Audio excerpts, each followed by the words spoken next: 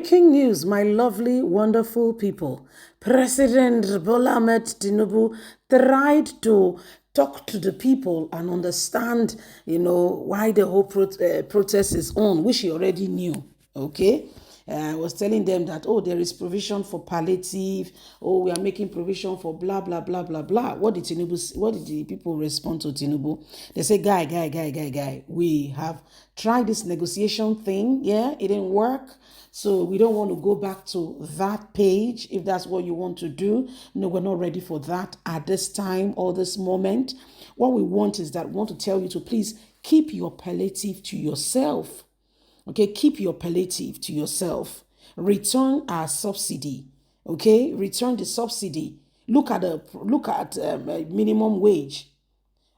The subsidy has made everything, the price of everything, to go up.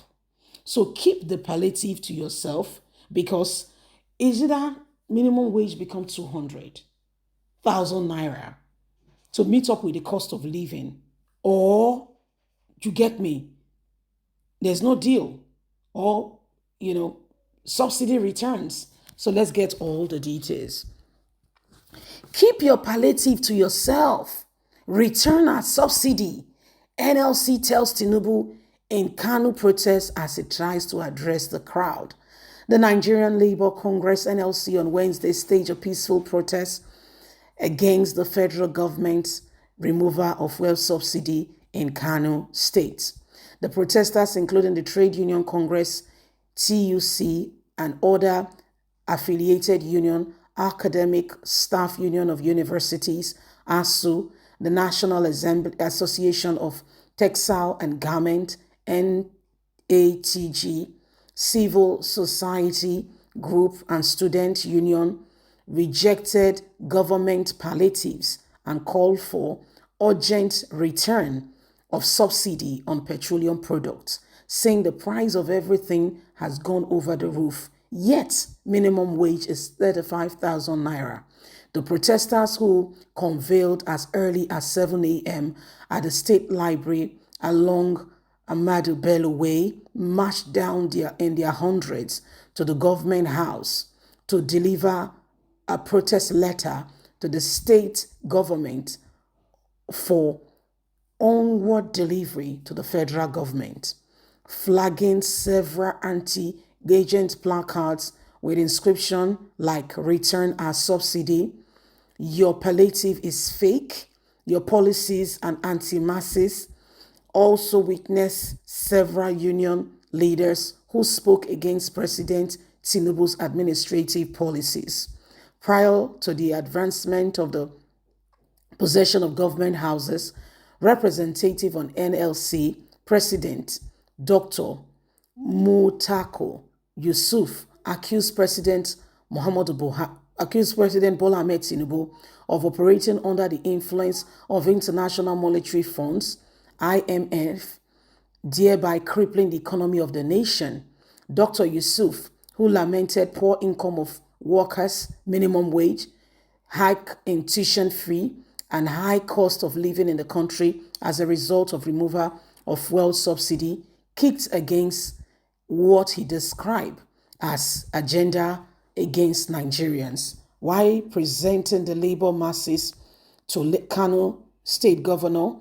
The Kano State Chairman of NLC, Comrade Karib, concerned over the federal government failure to fulfill his campaign promises, lamented the impact of the subsidy removal biting hard in Kano, especially with the population calling for urgent measures to ensure that this pain is removed. We are on a peaceful protest as directed by the mother body of the union to register our displeasure of Nigerians and anti-masses policies of the government, especially the removal of the fuel subsidy.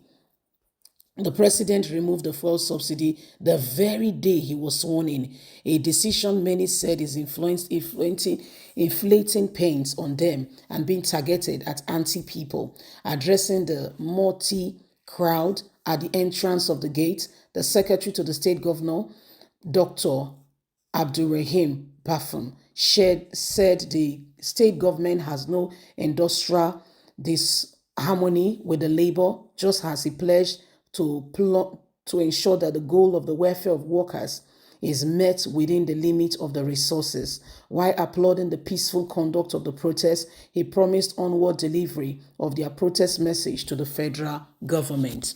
So this is what is happening in Kano State, and every single person can see that the people are sincerely and truly registering how they feel.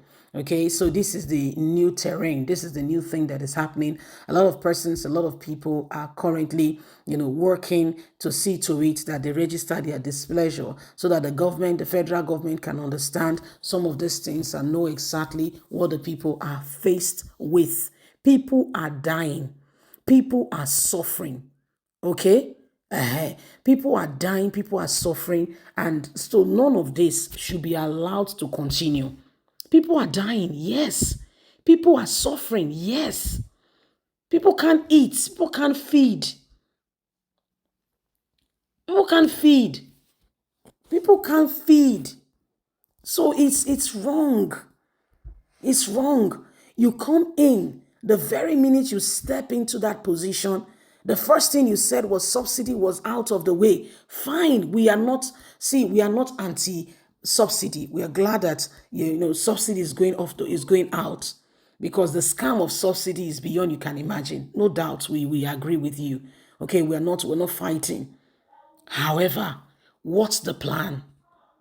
Do you know that the first week when subsidy was removed, children could not go to school? And I'm not saying this sarcastically, because I know of a particular parent who uses keke, So because the parents are working, both parents, they know somebody that, related to the family who picks the children up for a fee, and weekly he gets paid.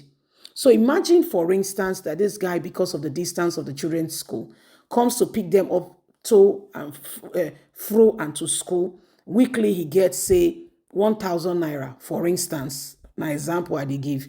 And after that, all of a sudden, they say they've removed subsidy. He that was buying petrol, say for instance, say 250 or 300, they won't buy petrol now times two. Came to the mother and said, Madam, on a 180 go they pay. Her salary has not increased. Her circumstances has not changed.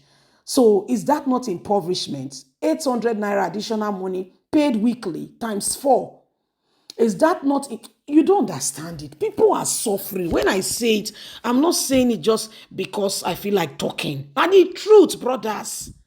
Make people talk for this matter. Leave us a comment. We'd love to hear from you. God bless. Bye for now.